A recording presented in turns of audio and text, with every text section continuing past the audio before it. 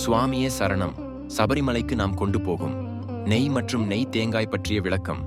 ஐயப்ப சுவாமிக்கு மாலை அணிந்து கடினமான விரத முறைகளை கடைபிடித்து இருமுடி தாங்கி பக்தியோடு மலை ஏறும் பக்தர்கள் பொன்னு 18 படிகளை கடந்து சுவாமியை தரிசித்து பிறகுதான் கொண்டு வந்த இருமுடியில் இருக்கும் நெய் தேங்காய் உடைத்து அதில் இருக்கும் நெய்யை சுவாமிக்கு அபிஷேகம் செய்வதற்கு கொண்டு போவார்கள்.